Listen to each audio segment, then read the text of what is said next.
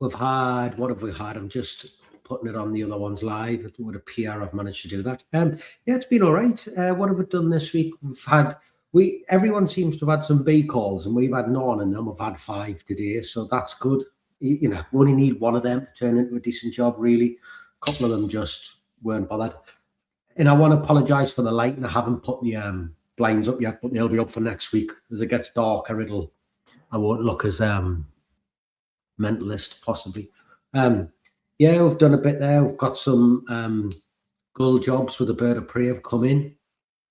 We've been doing some drainage jobs, repairing drains. I'm doing a knee-bosh course on a Friday, and I have had enough of that. Yeah, you said before. It's getting worse. It's getting worse. It's just the most boring thing I've ever done in my life. Boring subject or just boring people? So first of all, I'm not the typical person that does knee-bosh. They're all very process-driven. Process-driven people, if that makes sense, to a different way. Then, how would I say it? How can I put it best without being horrible to anyone? I wouldn't be their cup of tea, and they wouldn't be my cup of tea on a Friday night. Do you know what I mean? And it's obvious. It's absolutely so obvious. So you've got to sit there and you're trying to join in and contribute, but I think they think I'm thick. Do you know what I mean? Like, the only good thing is we'll get the exam results back. You do your exam after 4 weeks, and then you do the practical bit. So that usually squares people up who think I'm thick, because I can usually. Oh! Is that going to repeat? Let's see. Lex has just jumped in between the two. He's jumping off one and on t'other, I think. Is he? He's doing something like that, anyways. He's coming back. Folks, I can see him on the other one. Stay there a second. Add to stage. Remove from stage. Can you hear me, Sean? Yeah, I can hear you. Can't unmute your guest because they chose to mute. All right, there we go. I've got Al back, and he's got some noise. And yeah, it's been okay. I'm having more hassle with the accountant, which I don't need to have. Hassle in what way? I mean, it's interesting here because, of course, this is the time of year. Is this your end of your accounts year then, or no, it's not. January? It's not. No, it's not. It's just getting caught up with everything, and it's proper sickening. It's a long story, Al, but basically, I pay all my VAT when it's needed, and then they got in touch with us and told us that I had a VAT payment outstanding, and I was like, clearly not. And then turns out I did from 2022 or something like that, and I'm like, oh, this is and I've been trying to have a meeting with them, and it's got to a point now where I've said, listen, book a fucking meeting in, because I'm coming in smoking hot, because I'm it's just gets us down, because you think you try so hard to keep things right and to keep your head above water, and you've done everything you think, and then you get walloped with another $5,000 bill, and the government, without a shadow of a doubt, are gutting my business every quarter. They are gutting it. So, and they're taking everything they possibly can off it. There's no other way to say it. We try to do we do everything in terms of payments correctly. We don't rob and all that, and it's almost impossible to do it properly, because they just and then it takes your willing away, because you think, what's the point? What's the point? The penny I make, they're going to take the whole lot with a clear conscience, and then you see this fuck on that's going on in the news at the minute with them, and you think, do you know what it is? They're almost, they're soulless with it as well, aren't they? It's almost like laughing at you, But anyways, on a brighter note, the sun's out. We've done our first wasp nest. The bee calls are coming in. The ant calls are coming in. The bird calls are coming in. So, yeah.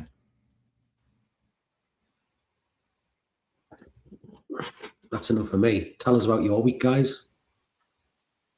Can you hear me? Yes. Sorry, I've just caught up. Did you? Oh, well, apart from that, it's been okay week, really. Yeah. It's been an okay week. Yeah, it's been all right. Not too bad. Sun's shining. I've been away all week with the BPCA. That's been my fun and games this week. Doing what? Well, we'll get onto that when we do the industry update bits. All right. Yeah. All right. Well, let's hold that then. Hugh, what have you done this week? What, work-wise or MPTA-wise? Yeah. Work-wise, we got the bed bugs. We've been bed bugging. Well, I haven't, but Ross has been bed bugging across the USA quite a bit. Sort of domestic-wise, it's been very quiet.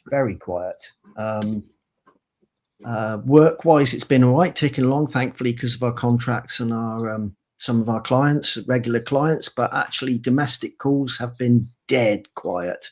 I don't know if it's been the same for everybody else, but it certainly has. Good evening, Jasmine. But yeah, we're ticking along okay. We've sorted one of our vans out, put some new racking in it, or I didn't, but Ryan put a load of new racking in it, which looks rather nice. Hopefully it'll help organise the van. Nothing worse than a van that looks like a shithole, is there, Sean? I'm not talking to you. I didn't hear a word you said. Oh, right, okay. It's nice to come in the back of the van and know where everything is, and it's all labelled. We've got labels for everything. And we've got a nice big tub for all our fly killers to go in now. Fly killer tubes, nice and properly. You know what they say though, Hugh, don't you? You know, the sign of a clean desk. The sign of a clean desk is the sign of an empty mind. I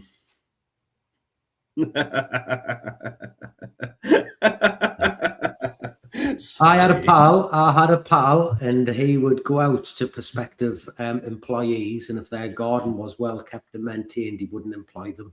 He said, "Have you got time to do that? You're not fucking working hard enough."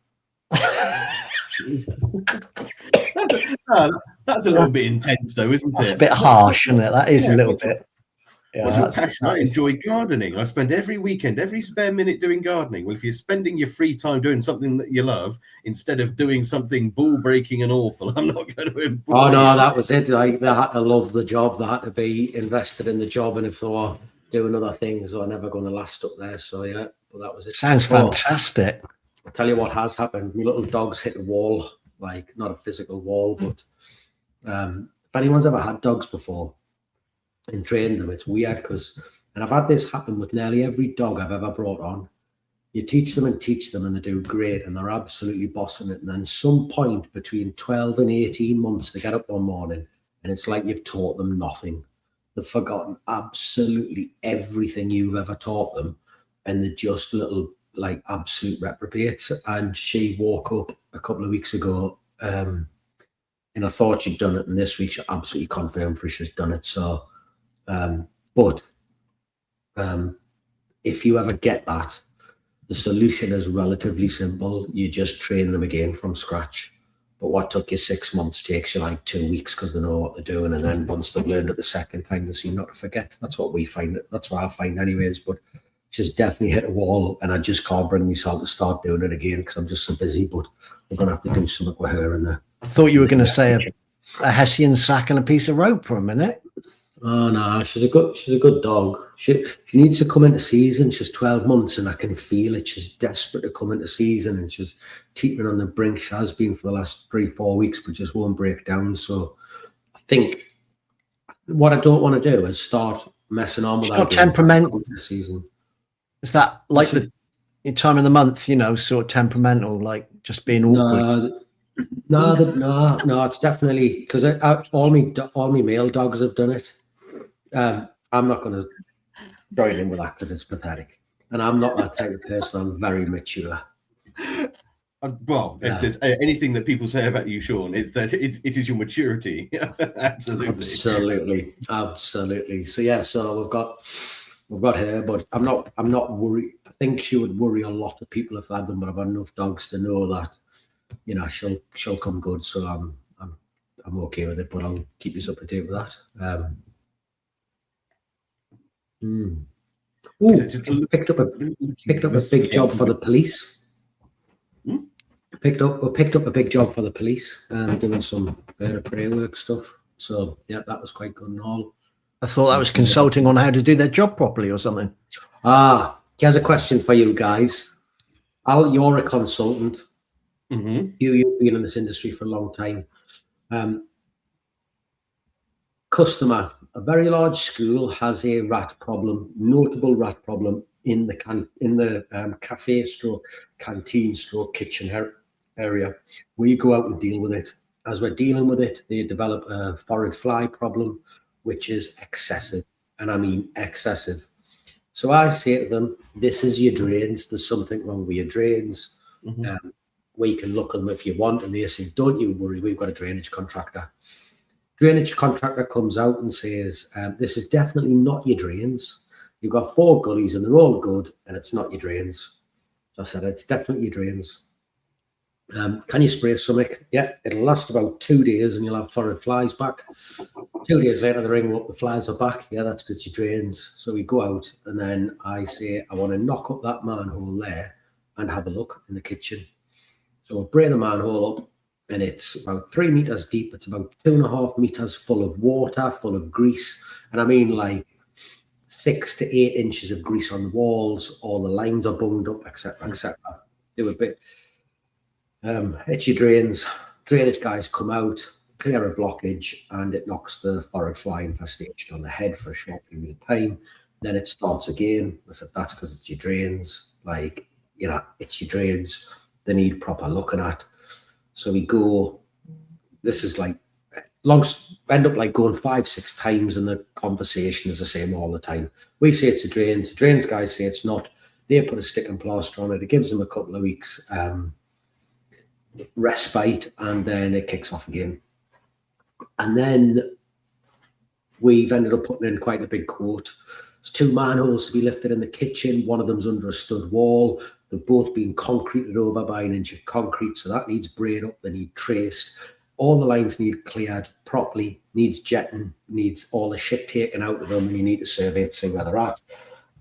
They don't want to pay, so they get the drainage guys in who suck the lines clean of water, which gets rid of the grease trap. The whole place is a grease trap. That's the only way I can describe it when you see them.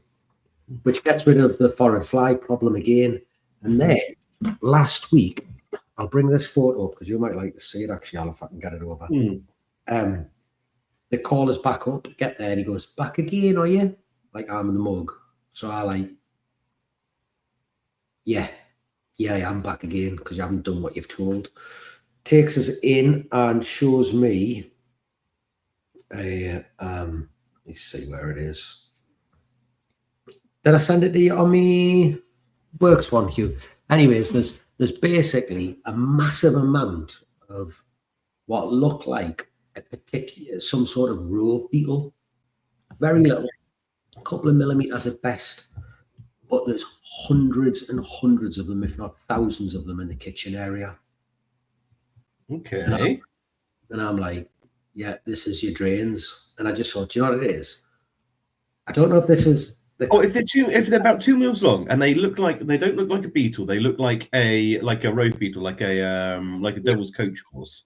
Thrips, thunderbugs. They're not thrips. No, they're bigger. They're definitely not thrips. Yeah, I've seen them. Thrip. Yeah. I reckon they're a type of rove beetle. Yeah. It's a mil long. One of them.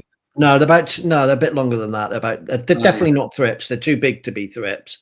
About 3 mil long, 3 millimeters, I reckon. I'll tell you what I'll do. I'm going to. They were on the work phone. Yeah. Let me have a look. I'm going to email this to us and then I'll bring it up. So then I got me back up and I just thought to myself, do you know what it is? I know what's going to happen here. I'm going to send. Can you see that? I'm going to put it on, so I'll share it. Okay, sorry. For anyone listening back to this, it's just absolute silence. Hugh is holding his phone up to the camera. Yeah, It's like, to show. it's like going back in Exactly time, isn't as it? described. We could do it properly. I think just put it up like that. It's fine, you know. Like, We didn't have this prepared. yeah, no. So I What makes you think think I would everything's start thinking. prepared? Yeah. While he's finding that, I once did a similar job. Just while you're bringing those up, it was at a factory, and it was on the banks of a river. And what had happened is all of their toilets, you know, there was forage flies coming out like biblical plagues of Egypt. And the same thing again, like everyone had a can of fly spray on their desk. So every time they wanted to go for a piss or a shit, like they'd walk in and be like, walk through the cloud because it was just a cloud of flies in there. And what had happened is all of their loos were connected to a big sort of like septic tank outside, and the septic tank overflow was actually overflowing into the river. So there was a storm surge came up, the storm went into the river, and it basically washed all of the shit back up the lines. So you ended up getting like So you ended up getting sort of like plugs of crap at the back ends of the line. Anyway, you can zoom in. I think I do. Okay. I mean, it's one of those that, ladies and gentlemen, we are looking at a collection of small 1 to 2 mil long beetles. Although looking at that, I know exactly what that is. I just can't remember the name of it. So give me a week and I'll give you an answer. That's a cop out. That is. No, it's not. It is. Dot. I know what it is, but I can't remember what it is. It's the dot over the like the little dot between the thorax and the abdomen. It is a road beetle, isn't it? One of them. It's something like that. Yeah. Just let me. I'll find. That's what I thought it was anyway. I recognize it from. Do you find that? So do you find that though, that you do recognize them and that helps you start looking rather than just go, oh, it's a beetle? Yes, I mean that's the whole point of like insect identification. Is most insects will have commonality of features to them. So things like beetles will have hardened wing cases, and then certain genuses of beetles will have different sort of like shapes to their pronotum or to their elytra, and it narrows it down. So yeah, absolutely. Even if you don't know what it is 100%, there is a commonality within a lot of like genuses when you get that far down. So yeah, the more you do it, the better you get at it. It becomes less of a sort of like throwing spaghetti at the wall and sees what sticks, to something a little bit more refined. So there we go. Because you're not, a what? A theta cori. What is that? Could be a Roman goddess, couldn't it? Sounds like it. I'm going to type this in and get arrested for fucking having something weird on me. Yeah, you're going to come up with something from Pornhub, aren't you? I mean, if you're watching ancient Greek porn, then I have to say, kudos. You've seen it before. Yes, nothing like a little bit of Athenian action. Hey. I think this is the problem. That to me, I've just brought one up there, and it looks like Dalotia coriaria. From seeing them up close, I think it looks more like that, but jet black. Let me have a look. I'll share this.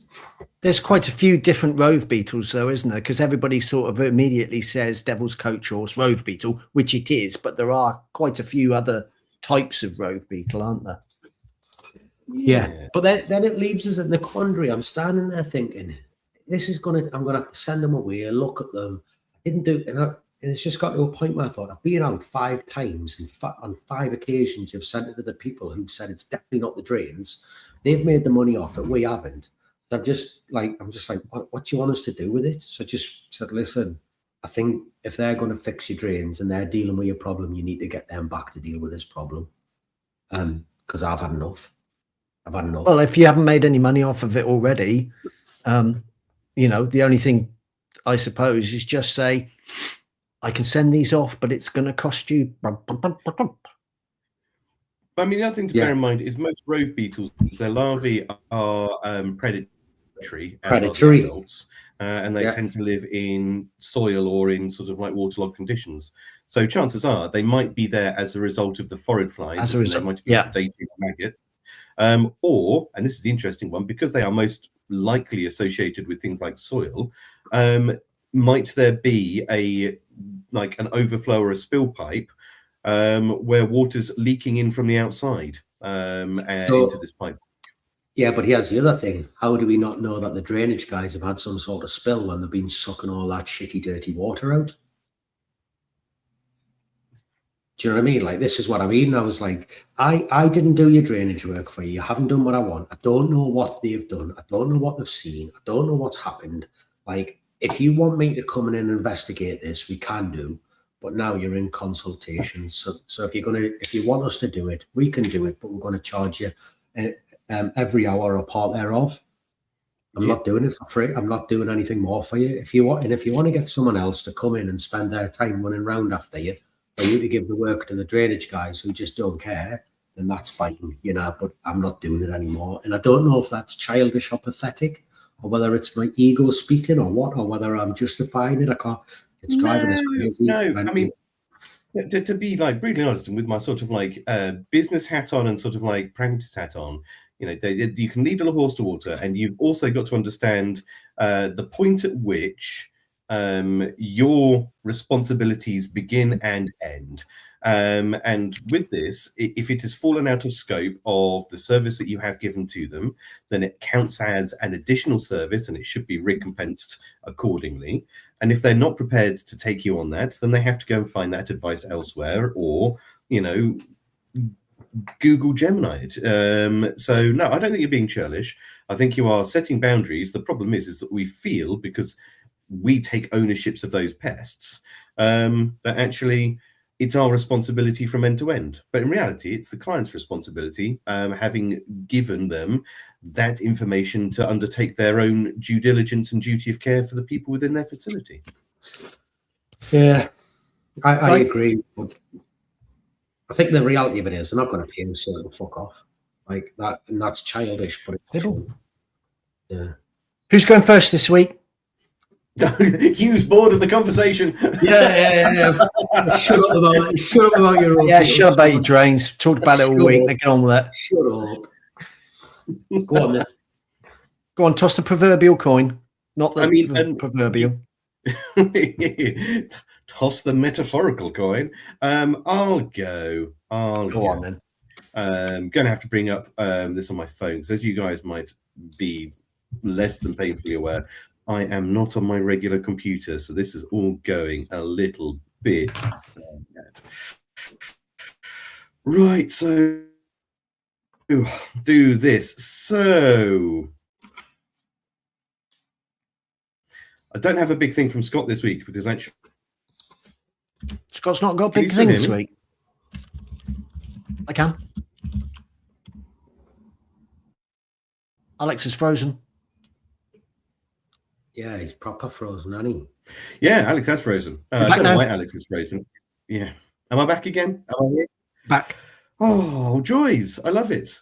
It's great. I love technology. I love when we're doing a live podcast and everything freezes and I look like a moron. Right. So I don't have anything from Scott this week, so I'm just going to give you the standard e-zine blast from the BPCA. So it's been the Volunteers Week, or Volunteers Forum this week for the BPCA. So what that is basically is all of the committees get together, and literally we get together in one place for 2 days. So we went to a hotel over in Derby, and we spent 2 days face-to-face with each other, picking through some of the tasks and some of the big things that the committees had set up to do. So each committee met up on day 2, and we put some serious time into each of our different projects that we are doing at the moment. And then we worked with our staff team liaisons and put it all together. So it's really good. It was really nice to actually be able to see a lot of the people that you've just been spending the last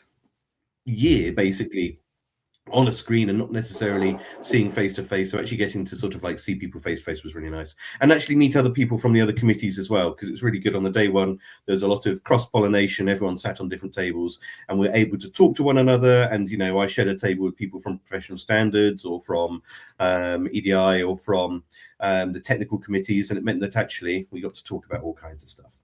So it basically was just a week of post-it notes, presentations, and everyone contributing to these conversations. So there we go. It just helped set us up for the following week. We had Housing Communities, Local Government Committee and Local Government publishing reports on temporary accommodation, which apparently made for very grim reading, with homeless families in England being placed into unsafe housing, often with rats, mice, cockroaches and other pests. So the BPCA has responded to this publicly and making it clear that nobody should be expected to live in this. And I think this is basically a building on from AWAB's law from that as well, which is, I don't know, have either of you guys had much interaction so far with people talking about AWAB's law? Because I know that the second half, which is the true pest half, is yet to come fully into effect, but people know it's on the horizon. So just, you know, break from reality while I, you know, read my notes. But what have you guys found with AWAB's law so far? Sean? Yeah, we've dealt with it quite a bit. We are getting a lot of housing associations and people like that getting in, and you've got to be careful. They're getting in touch for under the proviso of potentially having work for you, and what they want you to do is go in and educate them on what you're going to do and how you're going to deal with it, especially if you're like us, you do a bit of work for the solicitors. What I think's happening up our way is the big firms have got their processes in place. They already had them in place. The smaller housing associations have been massively caught out because they haven't, and now they're trying knee-jerk reaction, trying to get it right. They don't appear to be bothered by it yet, but I think that's probably because they haven't really been stung by it yet, and the public isn't fully aware of it. But once they become aware of it, I think everything will change. So I think you're going to have to sit tight, and within 12, 24 months, because that information will spread through the tenants of housing associations faster than like a fire through Great London. Do you know what I mean? It'll go like shit off a shovel. And as soon as they think there is money and compensation available for suffering with rats, mice, or whatever pests it is, they're going to be at them, you know, and then they're going to want your help. All I would say is just remember the people who asked for your help before this was in place, because they're all going to want to be your pal at the end. Do you know what I mean? So just be very careful that they're not pissing up your back and telling you it's raining, because we've had a couple so far who've done that to us to a point where I'm like, nah, we're not playing this game anymore. Also, I would also caveat that with, it might seem like a great payday because initially we're going to get a lot of people coming in. Can you do this work? Can you do this work? Can you do this work? But remember, some of these people are going to be advancing these causes to take it to court, to, you know, get some kind of financial remuneration, which means that everybody is going to be looking with a really super critical eye at your treatment reports, at the rest of your paperwork, so they can find some way to get out of paying that bill, or to show, you know, to push that bill onto someone else. So just one more thing, make sure that you have all of your paperwork in there. Just because it's a residential, just because it is someone in a house, doesn't mean that you don't need to do your risk assessments, doesn't mean that you don't need to do your environmental risk assessments. Have it all in place, because the last thing I want anyone to do is to have to have stood out in front of a man with a funny wig and explain why you did this and not that, which was a totally reasonable thing to do, but somebody's trying to weasel out of something somewhere. So make sure you get your I's dotted and your T's crossed. Yeah, agreed. Yeah, we've started even recording. Any telephone conversations, we write a report for it. If they refuse a visit, we write a report for it. You know, we've contacted them just so that we can prove the contacts made, just in anticipation for the next phase, really. And like Sean says, I don't honestly think some of the associations, they're taking it seriously, but I don't think they have felt the full impact of it yet themselves. And I can see there will be certain budget constraints for some of the smaller ones. You know, when you've got a small housing association and they suddenly got presented with a 25 grand bill for fixing, you know, drains outside 3 houses, they're going to be like, Jesus Christ, you only want 5 or 6 out of those out of your 1,000 housing stock, and that's going to start cutting some holes in some budget somewhere. So, do you hold actual recordings of phone calls? No, we just record that we've actually spoken to them. We hold text messages, but we don't hold vocal recordings as such. Don't know about the legalities of that either. So I seem to remember there being a funny thing about recording someone, like you have to give a whole load of disclaimers or something else. I'm not sure where we stand with it, but yeah, I think you're safer just to sort of like have a call log, a verified call log. We just do a treatment report saying we've offered the visit. It has been declined today. That's and the problem is that tenants are a law unto themselves. They will cancel just like that at the drop of a hat when you're on the way, because ultimately they're not paying for the service. And that's the big thing. When you get, it might look like a council or a housing association is going to offer you, you might think that there's suddenly a cash cow, but you've got to take into consideration that when they want you there, you're going to have to be there at the drop of a hat. And that's going back to Andy Sinevsky's talk about the money kiosk, isn't it? Do you go down that route, chasing all that, or do you just stick with the people that the contracts that you already know, or do you go chasing the next bit of money? So there'll be a lot of decisions to be made there, and also there's probably going to get to the stages where you get like Sean said, where you're going to get the random calls from, I don't know, Fred's Housing Association in Flintshire or somewhere, and you think, oh yeah, this is it. But the fact is, it's not it. It's just the fact they can't get somebody else out, and you're last on the list. The other thing you have to be careful of as well, you give them a price, 200 quid, 300 quid, whatever it is, for a mouse job, because it's a standard mouse job. And then in 3, 4, 6, 8 weeks, 3 months' time, they'll come back to you and go, can we have the RAMs for that? Can we have this for that? Can we have that for that? And all of a sudden, you've had to spend half a day in the office doing paperwork for them that wasn't figured into the cost of so make damn sure that they know exactly what they're getting and what they're paying for, and that there's an admin charge for any paperwork that needs doing on make sure that is absolutely written in, because you will end up having to do stuff like that for them. We've had it already. To be fair, I just refuse now. Like, I just say no. The job's finished. It's done. Was never part of the agreement. I've got one other thing to BPCA update, but before we move on, because this kind of like sort of leads on from this, and because I'm a guest this week, I can't actually click on it. But Rupert Firkin says, in your experience, do most associations provide pest control or put it on the tenants? Now, it's my understanding from speaking to Julie, if you remember all those years ago, Julie Twist, that actually it is the landlord's responsibility to ensure that the premises that they are letting is pest-free, unless it can be proven that the pests are directly as a result of the tenant's behaviour or actions. Or naturally occurring. I can tell you exactly. Okay. Well, I can tell you what I think it is. There are 3 reasons when it falls to the landlord. The rest are yours. So if the problem was in place before you moved in, it's the landlord's problem. If the problem is as a result of the design of the building, so for instance, an area down mine, they capped all the chimneys internally at the height of the roof and the top, and then they put an air brick in the side of it. So they basically put a box in the sunshine on top of every roof, and they suffer with bee problems. That's a design issue.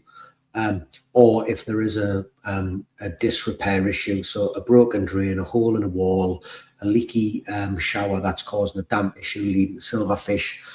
If the issue is yours, you've put shit in your back garden and left your back door open and rats have come in, it's yours. Or if it's naturally occurring, so a wasp nest that they couldn't reasonably predict, an ant nest that they couldn't reasonably predict. I think what's going to happen with earwabs is all that's going to go out the window, and it's just going to be that property has pests. That's your issue. Even if they have left shit in the back garden, have left the door open and all that, it's going to be your issue. I did read one that said house dust might. Really? You mean the animal that lives in 100% of homes all over England? That, the next you're going to be able to say is sort of like that. We've got mites living in our eyelashes, which we do. There are another species like dermatology. I did read it. I can't remember which one I read it in. Which Hugh, did the newspaper have a red top to it? it did not. Okay, right. Well, there we go. It wasn't. No, it was an actual document. Okay, right. An actual real document. I read a real document. No, let's not play about. You can't read. Right. You can't read. I can't write, but I can drive a tractor. Go on, keep going. I'll keep going. Last one then. So BPC has also supported a joint statement from the Alliance of Chemical Associations on UK REACH.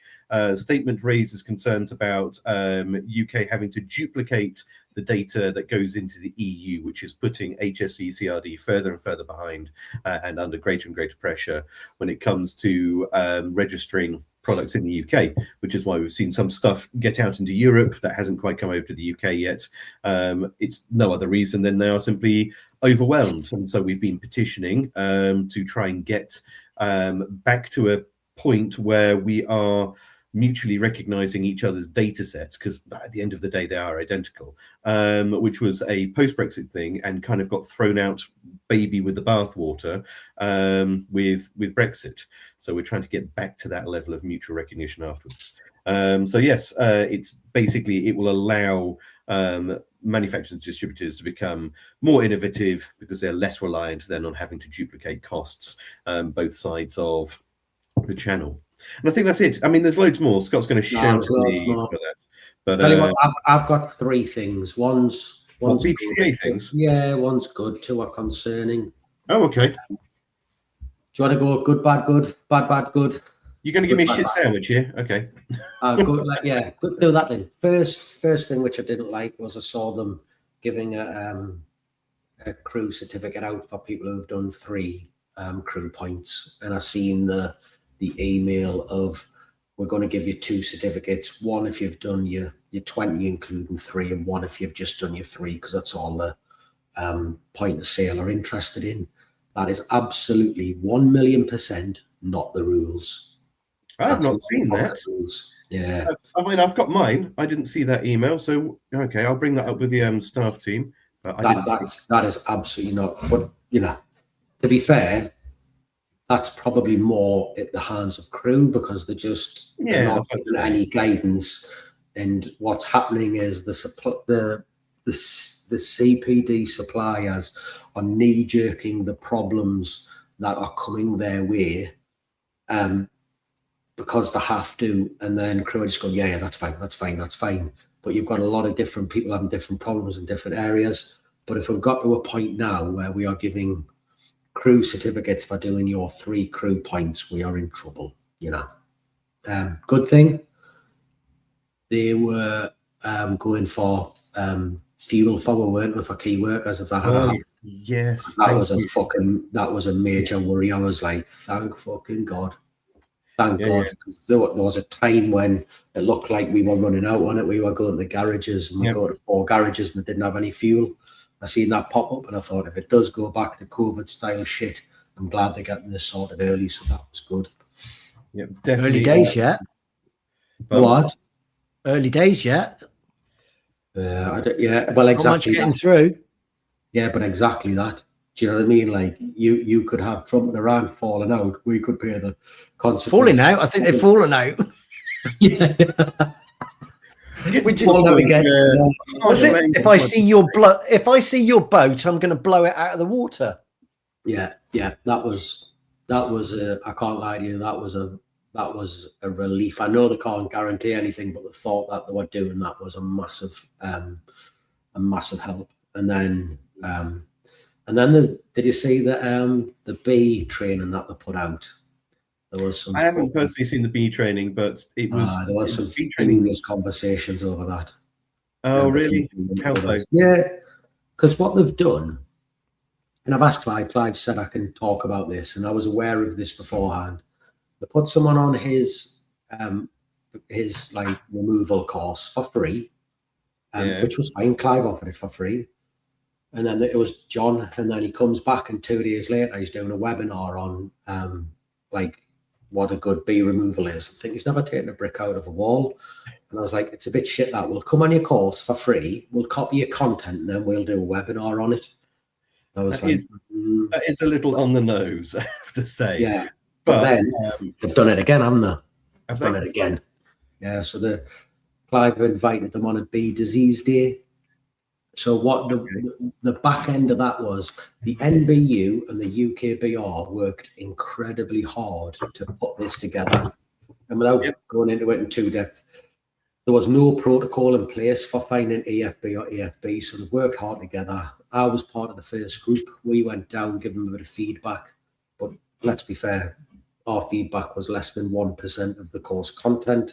NBU, UKBR, Clive invited them on the course. They've walked straight away, and I'm like, aren't you a paying member of the BPCA with West Art Apiaries? And he's like, yeah. And I'm like, so they've come on your course that you're a member of, they've copied your content, and then they've produced the training that you would get people to come on. And he was like, yeah. And I'm like, that's the shittest thing I've ever heard. Like, so, but yeah. I'd hasten to add, I mean, Clive is on, because I've just checked now. So we have a whole load of these sort of like wildlife management groups. There's Wildwise, there is Bugwise, Birdwise, but there's specifically Beewise, and it was established end of last year. And Clive, I can see, has been on it. I have no doubt this will be have discussed. I mean, not to say that, you know. But listen, if that had, if and this is my point, if Beewise had worked with the NBU and all that to put this content together, then I would be like, yeah, absolutely fine. But I only knew about this because I was the first group of people that did that course with the NBU. So I saw the hard work that went into it. And the problem that I have with it is the following, that you have to do that course in person. It isn't a webinar thing. You have to go there. You have to see EFB. You have to see EFB. They bring live samples in for you to look at and test and look at, so that when you're on site, you can identify them. And it's very difficult. They do a test at the end where they have like 10 lumps of comb, and you go through them and you say what you think it is. Like, I would be very, very worried if a bee remover was saying, oh yeah, don't worry, I've done the BPCA training and EFB and EFB, which is a concern. But that ultimately is up to them and Clive in it. But I did speak to Clive about it, and I was furious about it because I know what it went into it. So, and I just think when you've got a one-man band who's doing training in Nicky's course and then put it on the internet, I think it's dog shit. To be fair, it's always a risk, and in no way defending. I think it's very sort of like not good behavior, because I've had it done to me on numerous occasions with courses I've done in the past. Oh yeah, of course. Like, of course, I've given presentations, articles, not from BPCA. Everyone. It's dog shit, isn't it? Like, the thing is, just to add some balance to it, I've got no doubt I know what's happened. I don't think they've sat there and thought, ha, let's go and rob Clive's course off them. They've been on and thought, this is good for our members, let's do it and put it out. And there's probably all the right intentions in the world, but ultimately when he's one of your paying members and he's trying to run a training thing, Nicky's course and put it on, like, a little bit of foresight would probably help. Absolutely. I've been on courses, and I've paid to be on courses where people have used slides and images that are my own. It comes a thing. If there is an issue, though, yes, of course. Sure. I've been doing this for like over 20 years. There's shit that I've written. Hang on a second. The nicked your slides. Like, they're images that I've used. Yeah. So yes. What did you see? What did you see when you saw your images pop up? To be fair, I was just like, great. It's an image that's good enough to be reused. It's obviously worth talking about, isn't it? I'm not going to gatekeep information just because it was my photograph. Fuck that. But my point being is, genuinely, if you do see things like this and you are upset by it, you know, I talked, I think I mentioned last week or last month, Hanlon's Law, which is never ascribe to malice what can be explained by incompetence. Okay, so chances are this is not a malicious thing. This is exactly as you said. This is and someone just hasn't thought. They thought this is a good idea. I like this. I really enjoyed this course. I'm going to recreate one for my members, and these are the things that I remember, and remember the things that are good. I'm not by any way defending it. As I said, it is a crappy thing to have done. But with that, if you do have an issue with it, bring it up. Just say, I think it's a bit on the nose. Could you, at the very least, you know, credit the author for this? Exactly. And that's it. Because that's all it's required to do. Because let's be fair, some of our subjects in what we do are so niche. There is a very limited way, or a limited number of ways we can discuss things like heavily specialist subjects. But fully agree with you. We should give credit where credit's due. And so, yes, ladies and gentlemen, any fucker who rips off somebody else's course deserves the fucking shit that they get. Because I know there's. Or, as I said, raise a concern and ask. No, there's no telling it as it is. We're saying the same thing, Jesus. But once what happens is Alex explains it to the people with A levels, and I explain it to those without. That's literally how this works, isn't it? Oh dear. Now the sun's having a pop at me as well. Can we all see me again? Oh, I tell you just quickly before we move on, because I've done a lot of talking tonight, so I'll shut up. But I want to give a bit of credit to a guy called Scott Angel. You might have seen him on LinkedIn. Scott was a technician for one of the big ones. I can't remember. And not that long ago, he started posting. And, you know, we'd never get it right when we first start posting day. And I'll be, you know, I think Scott's man enough to turn around and probably think I didn't get it right. But I've been watching his posts for a little while. And, you know, when you see someone who's just putting time and effort in, you could say, and Scott's not my pal, I don't talk to him. He's not like that. It's just, and I was watching those things, and you can see he's pushing his business. He's trying to make that business the most professional, best business he can. You can see it a mile off. I was talking to Clive today. He said, "Oh, we've done another course," as Darren Pierce was just saying. I said, "Who was on it?" And he said, Scotty Engel off LinkedIn. And he said he was really, really impressive. Like, just someone who is fucking trying, you know, like really trying to do things the right way. And I think it's very, it's important, you know, but it's easy to recognize your pals in it because you know stuff. But when you don't know someone and you can see the trying, I think it's important to recognize them. So if it is, it won't just be me who's noticing it as well. There'll be other people. So, you know, leading the way there. Let's see if we can get a few more people who are pushing to take us forward. Absolutely. What's the MPTA done, Hugh? Fuck all.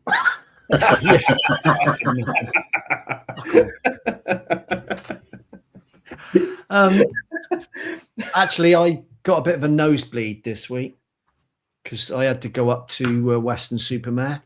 I don't know if you know where that is, but it's quite a way up, actually. You know, it's I think it is, man. Yeah.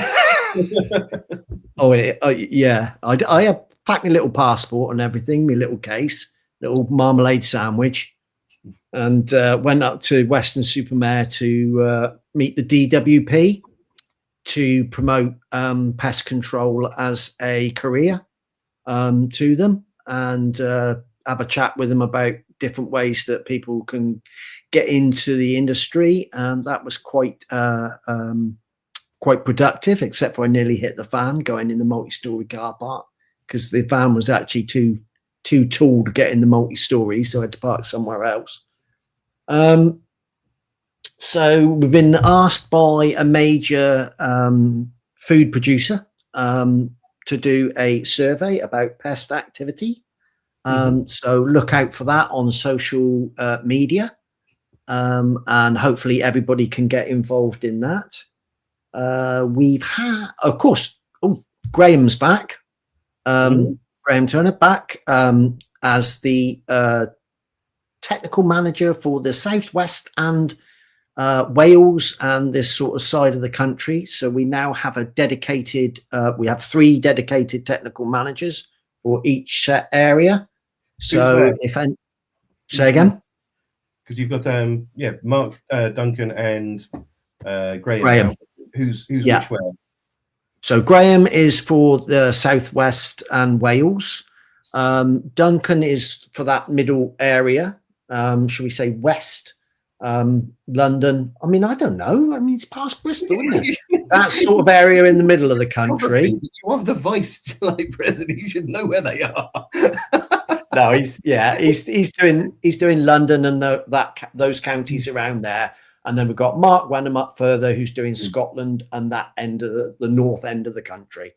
So everybody's got their own dedicated technical manager. So if anybody's got any problems, they'll have their numbers and they can give them a shout, and they will come out and see them and have a chat and help them out with any issues they've got. And also, now that Graham is back, we are looking at doing obviously more courses, and we are looking at doing RSPH level 2 courses. So if anybody needs that sort of course in their area, if they could let us know by emailing, I've got to look at it because I can't remember what it is. technical@mpta.org.uk. I've got to look at it. I can't remember off the top of my head. I'm getting old, mate. So if anybody's got a request for that particular course, give us a shout and we'll have a look at taking Graham on the road to do the various courses. Graham's been doing the field biologist course, which my son's been at, which he said the first day was very good. His head was swimming by the time that came out of it. So got lots of insects, and Graham was like, "Why did everybody come here today? And what was your expectations?" And Ryan sat there going, "Because my dad told me to, didn't he?" Ryan can be such a knob at times for such a clever kid, can't he? Do you know what I mean? Like, he's such a clever boy. Isn't he? Told me to. Like, yeah, I can just imagine him. Yeah. Do you know my dad, your boss, told me to be here. Yeah. But I'll ring Hugh, and if Ryan's ever there, you go, "Oh," and he'll shout, "Oh, you talk about the industry." He goes on like he hates it, but he's a proper clever, good pest controller. And then he's like, he's like a Victor Meldrew, and he's a fucking pain in the arse. But yeah, he's a 39-year-old Victor Meldrew. Yeah. My dad told us to be here. How old are you? Like 12. My dad told us that to come. Yeah, he told me I had to bring my bike. Well, that's it for the MPTA. It's been, moving forward. So yeah, that's cool. Yeah, we've got a couple more on the road days, because I think I'm going to go and see one of you on those. I went to one of your on the road days a little while back. I thoroughly enjoyed it. It was good fun. I'm trying to remember where that was. Lawrence will tell me in a bit, because would you not burn into flames if you went into an MPTA road day? No, I used to do them all the time. Did you? Yeah. So when I was doing my consultancy, I'd do it. Lawrence, the BSF's a member of both BPCA and MPTA. Lawrence goes to all the on the road days. And he's like, you'll fucking touch anyone for a sale, him, won't you? But I burn into flames. We've got a very special guest tonight. If we could all throw our shoes at the BPCA board member over there. Oh, shit. Whip him. Which one are you going to then? Because there's a few more this year. I was at the Perth one, and I actually am on my Buckfastleys the next one.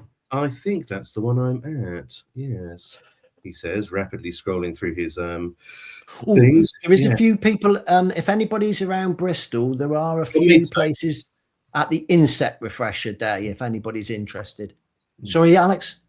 It was the Maidstone one. Sorry, Fish will want to be like welly wanging for CPD points. No, let's not encourage them.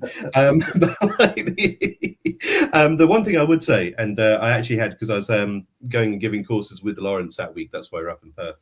But I've been on the circuit for doing the road shows now for over 10 years, little over 10 years.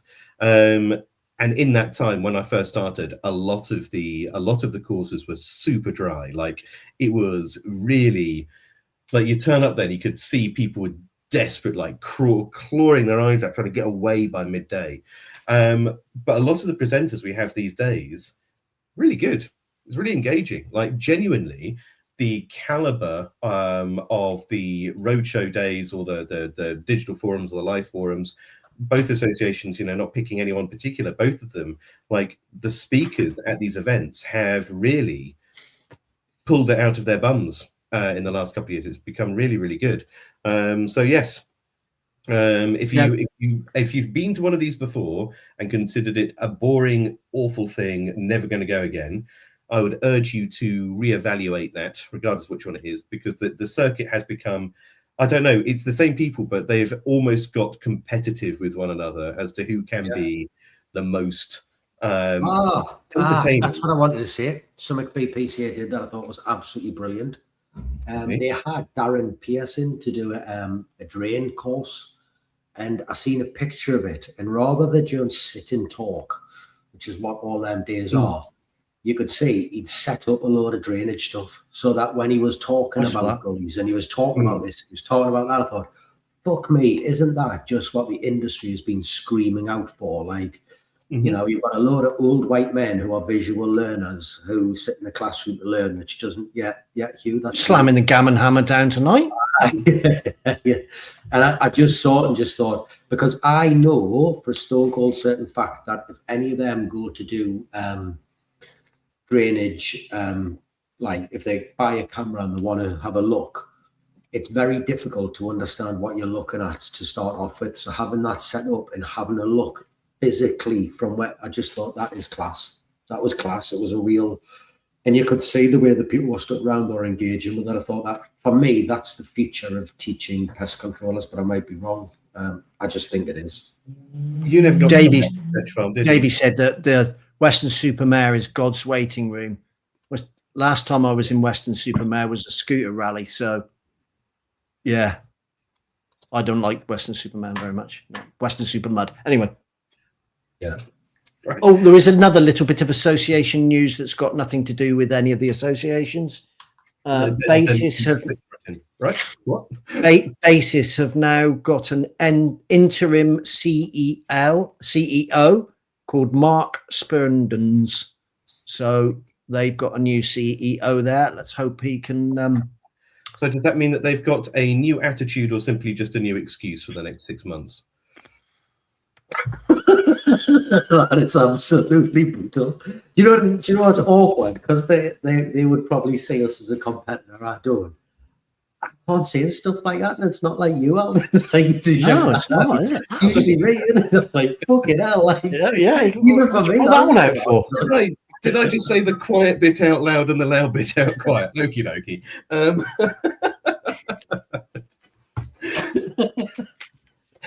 Yes. Okay. Oh, so on to other news then. On to other ones. What's our other ones? What we got up next? Right, next one we've got is product news. There's not a huge amount of products out there, but I'll be back in a second. Oh, he's going to go get a product. I don't know. I still think probably some of the biggest product news that we're going to go and see is the purchase of 1M by Armosa, because Armosa has quite a significant catalog in the EU. So I'd say very much watch that space to see what's going on there. That could be quite an interesting one. But also, I don't know. Go on then.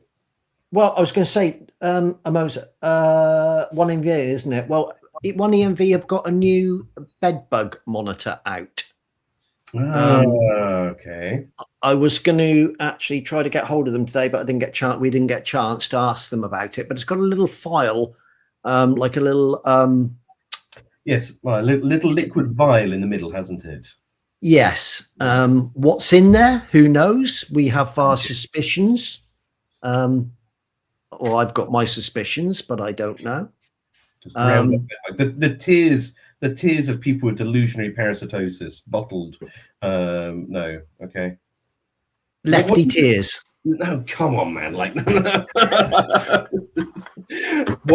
what is your suspicion that it is? I think would it be bed bugs that have been pickled in some sort of alcohol, and then the alcohol drawn off of it? Do you know what it is? You're a proper dickhead because you arranged these. What? For fuck's sake. So this here, I bring it in. So Yeah. just to have a Oh, look yeah. at the screen, Sean is now holding up exactly what Hugh is describing. It's No, not. no. So look, so this goes together. It was Okay. Neil Bond put it together. It's 4 Ah. ants. So it's a little, but it's actually quite. He's 3D printed them for us because I've got a job where I need them. Lifts up, got 4 holes in the sides, and then a raised central piece in the middle. I don't know if you can see that, so you can put your bait in. But on external jobs, little dab of what you call it, silicone, stick it to the floor, put your lid on. You're not going to get water in it, and then just a tiny little key just to open them up.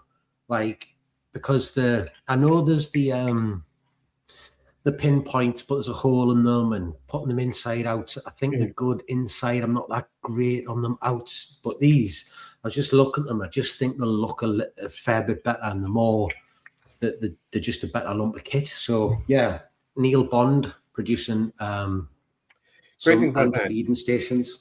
Having a look at that, that's so there used to be similar, like there used to be very similar things to that, and even before that, there used to be a Syngenta tool called it was the LN or something like that, Max Force LN or Quantum LN. It was a pod that you could stick outside that was very, very similar to that. But things like that, just having a look at that straight away, that is a perfect candidate for blow molding, for extrusion molding, because it's got no rebates. It can be like put together. So something like that, if it works well enough, Neil, Hugh, there is genuinely opportunities to go and speak to somebody. Oh, Neil's great. He's done us loads of different bits and pieces. Absolutely loads. If you lay there at night and think of something that you need, I'll say to Neil, any chance you could come up with something like this, Neil, and a bit like this and a bit like that? And he's like, yeah, I'll do that.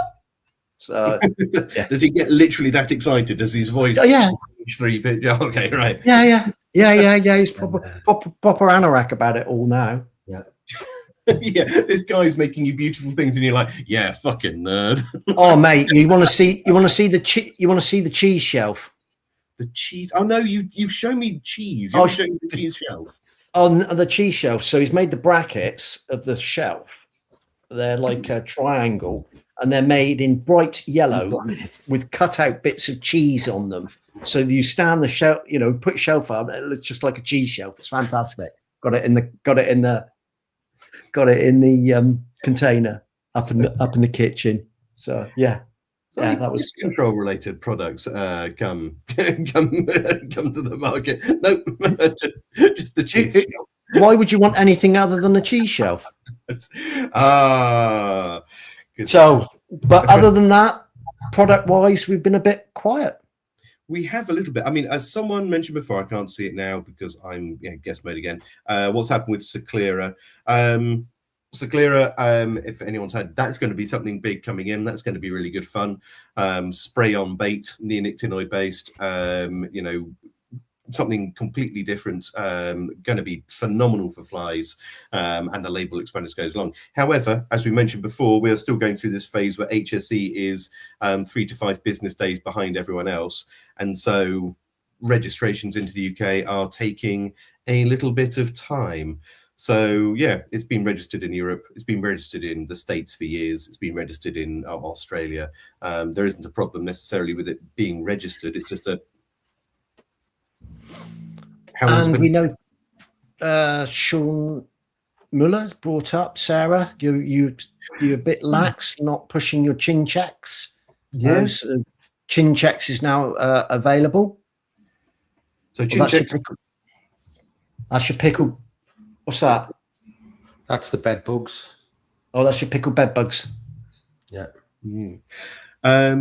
Just for those who are interested, chin checks is the silicaceous powder, which is not diatomaceous earth, which is it works in the same fashion as diatomaceous earth in the sense that it is a cuticular abrasion, but it's not so affected by humidity and moisture in the same way that diatomaceous earth does, because it clumps and has issues.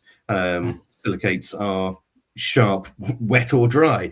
But with that, I would really, really encourage people to, if you're using it, there's a big risk that you use it like a diatomaceous earth, that you get your mindset that it is DE. But with that, mirror mask, you know, the risks of silicosis from inhalation are significantly higher using something like that. So at the very least, a well-fitted 3M particle, like a P3 particle mask, if not better. Where's it available from, Sarah, please? If you can hear. Richard Naylor sells it, doesn't he? Yeah. I know that Sarah's doing it as well somehow. So just going to Bedbug Queen. Just trying to give her an opportunity to drop a spammy link in the chat there. Oh, yeah. Spammy links. So, of course, on my consultancy badge, I used to sell a lot of bed bugs and I used to sell a lot of cockroaches and flies and stuff like that live. And I took my website down a year ago. Not my website, my the live, you know, being able to buy stuff from the live shop. I got someone ordered. I don't know how.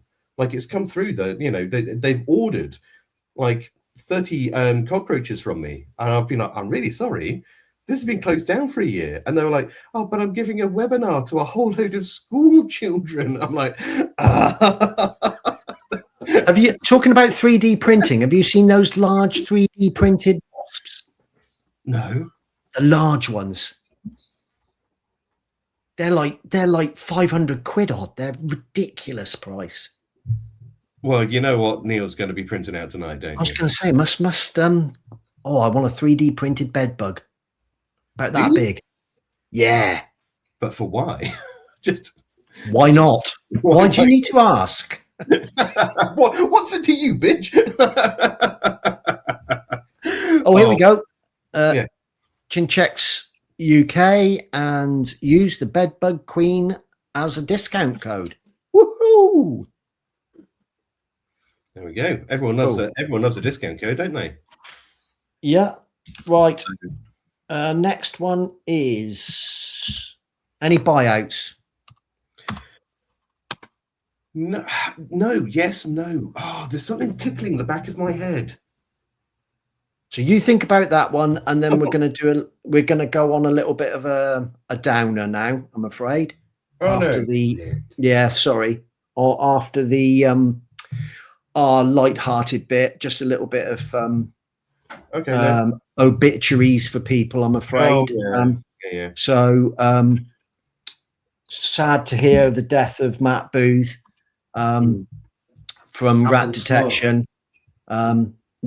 Very nice chap. I only met him once, and once or twice, and somebody's a good guy when you met them once or twice, and you remember them from years from that time onwards. So that was really sad. So commiserations to his family and his friends and Davey and everybody that knew him, really. And then there's another guy, Sean. Andy, I always knew I would never die young, because you hear people saying, like, at the funeral, don't you, he was great and he was loved by everyone and all that. And I thought, well, that's me out the window. Like, I'm not getting there. Andy Richards was absolutely that man. Like, I don't know. I can remember when he first popped up on my Facebook commenting, and his name come in as Andy Pitbull Richards, and he sounds quite aggressive, doesn't it? And you think, I bet he's going to be one of them knobheads that's going to tell you how it shouldn't be done. And he was just so far away from it. He was supportive of everyone. He would comment and say what a great job and blah blah blah.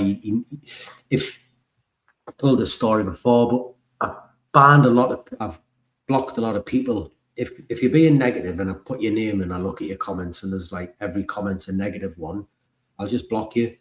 Andy Richards, I guarantee you now, if you put it in, there was 1,000 comments, there was 1,000 positive comments from him. He was a lovely man. And Stevie Seen, who a lot of us will know, was a close friend of his. They worked together on big jobs, and he worked to a very high standard. There'll be, if you look at the comments on the posts, you could see that the scaffolding was right, the brickwork was right. And Stevie's had a tough time anyways, and then Andy's passed away, and he was just a bloody lovely man. He was a really, really nice guy. So condolences to his family and to Stevie, and any of the guys down that way. And if you speak to anybody down that way, a pest controller, all the pest controllers will say what a lovely man he is. So that says a lot in itself, doesn't it?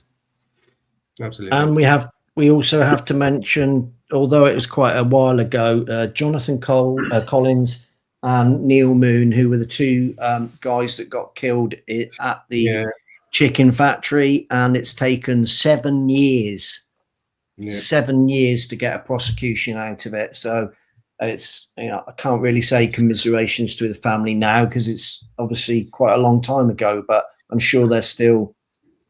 Well, I was reading about that. The chicken factory has gone all but bust, and they themselves were not found liable or at fault. It was the actual sort of like the manufacturers who were meant to be installed. Let's say the refrigeration unit manufacturers and maintainers. And if you looked at the roof, literally, instead of having a proper ventilation system, it was just a whole load of soft piping that they had laid across the roof.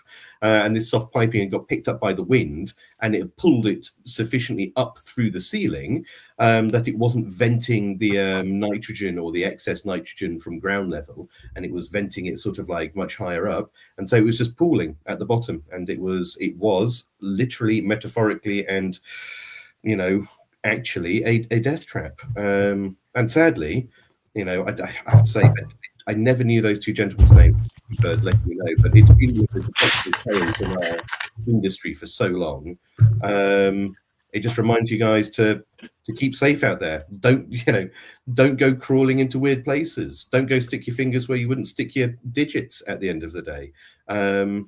Hugh, you are. Yeah. Hugh, I just muted it because when you started pouring that drink, that's all I could hear you with the fucking obituaries. It was like Hugh, like fucking hell. So you could hear it. I thought this one was working. Sorry about that. I'll tell you what I did notice about that article, because I read the same one. I remember thinking if I was Ecolab, I would have been furious because it says the chicken factory, and then it mentions that they were Ecolab technicians, and it said, both companies were prosecuted under the Health and Safety at Work Act. And it was only when you read the full article that later on, it was the chicken company and the ducting company that were the two companies done, and they found Ecolab to not have done anything wrong because them two lads literally just walked down an alleyway, didn't they? It wasn't like they went into a confined space. The same alleyway they've always walked into and died. Now, as I read it, because I was thinking Ecolab have been done for that, and then you read it and you're like, oh no, but the way it was written, it definitely at the start made it sound like they had been held to account and they hadn't. They'd done nothing wrong. It's just because we live in a world of rage bait and clickbait, don't we? Where people intentionally misconstrue headlines in order to upset people so they will engage with content. And we live in a wonderful world of the internet where every answer is at your fingertips, and yet we use it to make each other angry for no fucking reason.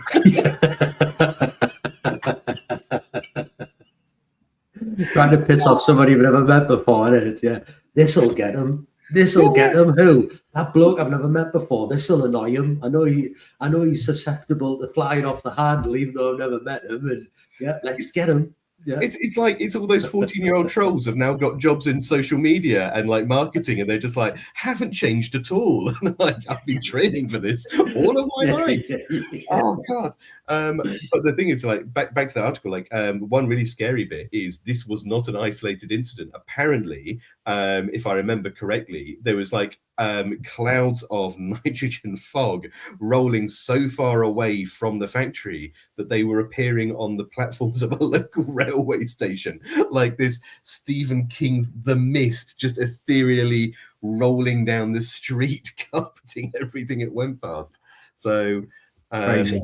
It is, and they still operate. They got a fine, and they still go and maintain a fridge or freezer unit somewhere near you. So keep an eye out for that. Be careful. Yeah.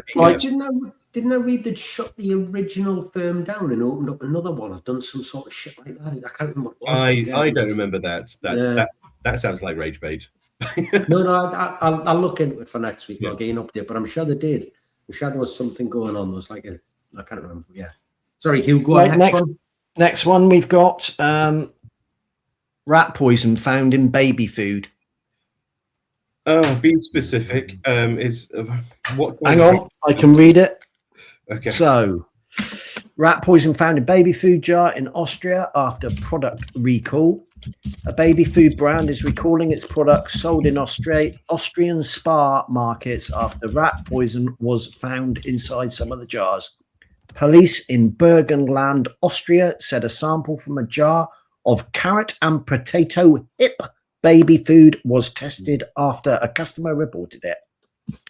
HIP have confirmed that the jars did contain rat poison and that affected retail partners in both countries immediately removed all HIP baby food jars from sale as a precaution. The company added that it was possible the jars may have been tampered with. I've literally just read that. Like, literally, that's the first article that's just come up here, which is rat poison found in baby food, extortion suspected. Wow. Okay. Well, it's funny actually, because we've all heard of HACCP, haven't we? Hazard analysis, critical control reports.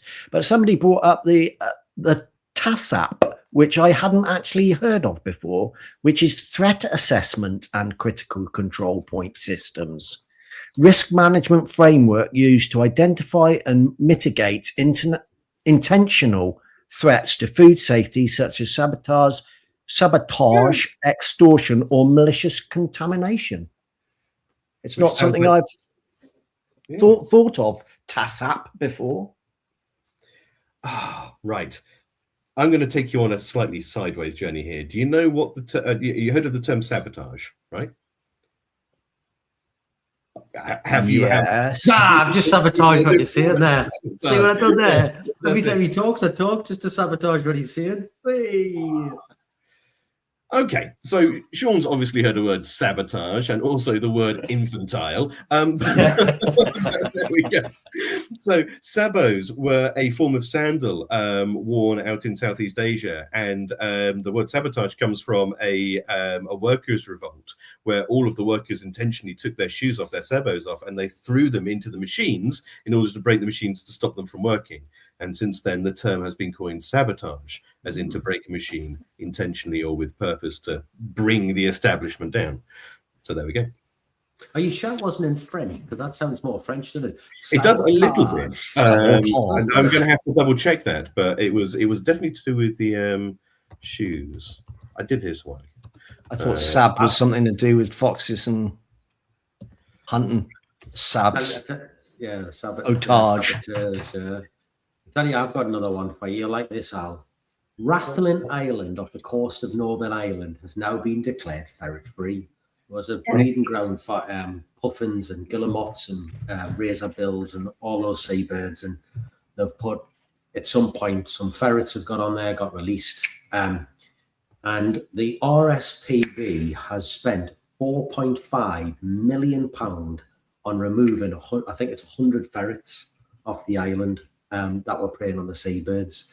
I'm standing there thinking, you know, like if I go out and kill something to prevent like death of another bird or another animal, if you're a gamekeeper or whatever, they see you as absolute the worst thing in the world. And then they went out, they went, oh yeah, but this is for puffins. That's okay. Oh, by the way, we've got 4.5 million quid's worth of government spending for it, so it's definitely okay. Guess what though? Guess what? They're not finished. They've got rid of the ferrets. Now they've got a contract for getting rid of the rats. Yep. Nice work if you can get it. 4.5 million quid. They deployed. What was it? Let's have a look. Thermal drones. Conservation dogs. Conservation. Right. Wait. Because before you read the rest of this list, this is all shit that we do. However, this is called branding and optics and framing of something. So whereas test managers, they will have wildlife officers. Whilst we have rat packs, they will have conservation dog. While we have, they have. What's the next one there, Sean? The project employed thermal drones, 110 cameras, live traps, which alerted staff immediately to ensure swift human dispatch of the animals. So they're using a live capture trap and a Reolink camera. Good. Thank you, guys. Conservation dogs. One conservation dog named Woody was vital for the finding of the ferrets. And then another 3 Targeted conservation dogs species, called Fuck Em Up, and there we go. Fuck 'em up. The project involved the local community, so they used a load of volunteers as well, so they weren't paying that much in wages. So they wouldn't have to pay for them. EU Life, the National Lottery Heritage Fund, I'm guessing that's their version of DEFRA, and the Garfield Western Foundation. The project has now shifted its focus to maintaining biosecurity on the island, with ongoing efforts to also eliminate the invasive rat population. But the best of it is, I promise you, right? If you go into the keepers, I used to do one of my pals work for the Game Conservancy Trust, and they didn't just look at grouse on moors, they looked at all the indicator species, and a lot of the indicator species which absolutely bloomed, which would be curlews, lapwings, were all red listed. So we've already red listed, yeah. And we've also got Orkney Stoat Eradication Project, boasts rare voles, hen harriers, and owls. So efforts to remove invasive stoats from Orkney have given a boost to the island's native vole species. I wonder how much that costs. Mark Reeves, he should be able to tell us all about that at some stage. Yeah. I say, but it's all about optics, right? That's all it is. It's all about the framing of it. And you think about it. I mean, I remember a little while back there was a real push to sort of like rebrand your business to have a more a green philosophy to it. Words like, I hasten to add when I said to my consultant, like environmental in the title, because it had a stronger association with doing things cleanly. I would like to lay down the gauntlet to the MPT and the BPCA. Mm-hmm. Why can we not get them contracts? Why can we not? Because I guarantee you now, we are better at doing that job than they are. I guarantee you. But it's nothing to do with the trade associations getting private contracts, or even no. But why? Yeah, but why can they not approach the government and say, "Listen, how do we make this accessible for our members, and how do we let you know about the quality of our members, and etc., so that when these jobs become available or they come up, that they're not just ring fenced for the RSPB to make 4.5 million, and because that would be a huge boost to any. I mean, Mark Reeves, Mark Reeves is in Orkney. Imagine you give him 4.5 million to run that. Fuck me, it's life changing, isn't it? Absolutely. I mean, there's nothing stopping us asking the question as to producing, because this all goes through what's called tender. Tender is basically a reverse job interview, where they say, you tell us how you can do this and for how much money you think you can do it for, and we'll pick the best one. The problem is it's very difficult to, most tenders are relatively unique, but I don't know. Hugh, let's go and have that conversation. Let's go and see if we can't find some tenders. Try. We can but try. I've got a favour to ask everybody. What's that?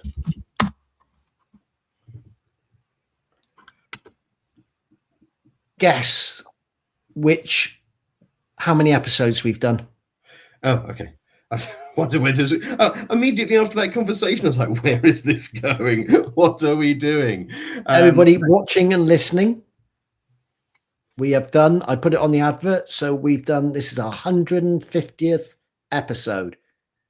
So if there's anyone out there that hasn't yet shared or followed the podcast, please do so, because it would really help us get to 200.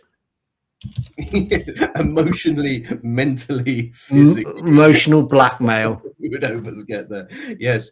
I don't know. Does it bear repeating to folks on here, just while we've got 5 minutes left to do a shameless plug? Hugh, Sean, myself, none of us take any sort of like any money from this. We have no vested interest. If anything, we have put money into this to pay for the platform. We've put money into this to pay for the t-shirts. We spend our time and our evenings and our weekends doing this. And that's not a boo-hoo, pity me moment. This is, we do this because we enjoy it. We do this because we love giving back to the community. We do this because people come up to us and they say, if you had not spoken to us about this, we would not have the confidence to have gone and done better things. And there is no better feeling than that. However, we wouldn't do this if it wasn't for you guys listening, and it wasn't for you guys sharing this, and it wasn't for you guys getting something out of this. So you are as important to this bumblefuck of a show as we are. So do your bit for we turn up every week, you turn up every week, make someone else go through the misery as well. Get them to turn up every week. And then when we get to 2,500 viewers, then we're going to put a paywall up, and you're going to have to pay £1, and we're going to live like kings. Oh dear. Just like, share, and follow. Do it. Just do that. Just do that. Just do it. No. Just do as you're told. Go on, Sean. Do you want to say something motivational? Nah, fuck off. No. 150 episodes. Yeah. In all fairness, I think we've done pretty well, because I don't feel like we've sort of necessarily went over the same ground too much. And I think we're definitely at a point where we know like what works and what doesn't. And I feel like we're definitely at a point where the podcast will change in terms of its set up and the way we do it. Maybe it's less guests and more topics. I was watching Sean's podcast the other day. He did one with Martin Beatty from NADC, and it was really good, wasn't it? It was a really good podcast, and I can see the similarities in what he's doing and finding the guests and that. And I think we'll probably feel like. What do you think, boys? I feel like you need good guests, don't you? Like we had to go through as many as we did, but I think we know you can tell before they've even come on who's going to be good, can't you? And who's going to get the numbers, the metrics, the people to engage. Yeah, I'll tell you, let's about the metrics. There are some people who, I don't know, I'm very particular. There are some people that we've interviewed that I have just fanboyed out, absolutely at. No one else has given a shit. I'll be like, yeah, this is really cool. And everyone else is just like, oh my God, go get a room and lie down. Go have a cold shower. But this. Talking of which, yeah. Next week we got Simon back again. Simon. Yeah. Simon's coming on to tell us his changes in his life. He's living in a van now, you know. Oh, okay. Oh, he's fucking wild, isn't he? I have a coffee with him every now and again. He's just wild, isn't he? He's class. He lives in a van with his 2 dogs. He's proper got it set up. I won't spoil it, but what a life he lives. He's just living his best life, you know. No, it's 150 this week, Darren. Yeah. I am. Unless I've counted it wrong. To that. Well, I mean, to be fair, you can't read, so it's a bold assumption to think you can count past 100. Yeah, I've only got. Well, to be fair, you're West Country, so you've probably got more than the standard number of digits going on. But yeah. There's a little bit of webbing going on. A little bit of webbing, yeah. Is it 5? Is it 1? Is it a flipper? Who the fuck knows? So I'm just about to buy myself a camper van as well, because I am solidly of the opinion that I am now a 41-year-old man with no one to tell me what to do. I am basically going to spend evenings and weekends just exploring the British countryside, because I have. I tell you where you need to explore. Fucking Thailand. I'm telling you, Thailand. Thailand. I'm telling you now, if you don't come back with a Thai bride, I'm going to be absolutely furious with you. You're at that point in your life, you've got grey hair, a man bun. You will absolutely suit a Thai bride, I'm telling you. She'll look after you. She'll cook and clean for you. Go get yourself a Thai bride. Who votes? Al should get yourself a Thai bride. We've got the poll function now. Let's not do this. Yeah. Let's quickly do it. No. And if you're watching this on catch up or whatever, put a comment on should Al get a Thai bride, and don't just write yes or no. Right? Al should get a tie braid, so everybody who sees the Oh, yeah, comment yeah. knows Just, what it's just that we about. have we really pushed the Google Analytics, and it means does it specifically have to be tie? I'm not entirely sure that I'm. Do I want to sort of like reduce the widgets in clothes it? of the country? No. It's I've you got done it. it, Sean, I'm have on. you?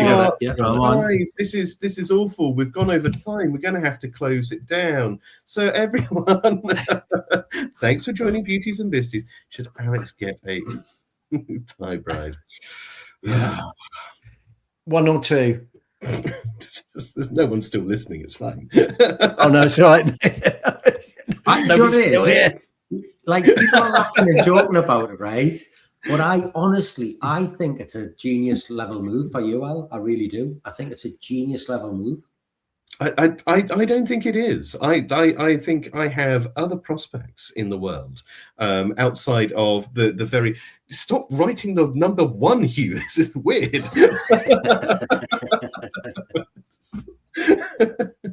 Why reduce my global scope to a single country? All right, you can go to Polynesia. Sharon's obviously got the hots for you because she's wrote no. Thank you, Sharon. Sharon, that is clearly the only reasonable explanation for you not wanting Al to have a tie bride is you're a little bit keen on him. It's not the only reason. It's not the only reasonable explanation, but it's a good explanation, and it's a good reason. Let's be fair. I encourage you all to write no, and then we can all meet and exchange keys in a car park. We might actually be losing. We might be losing viewers right now. Yeah. Freaking abusing them. Right, on that, everybody vote. You can still vote. Keep going. You can't win a prize, but you can still vote. I also love the fact that people who are generally quiet, Sharon doesn't often comment, and certainly Kayak King in the UK, I haven't seen that name crop up before, all jumping in here to be like, yeah, man, jump in your van. Well, 67%, mate. So the answer is yeah. Right, and on that note, let's go. Right. See you. Thank you for listening to the Beauties and Beasties podcast.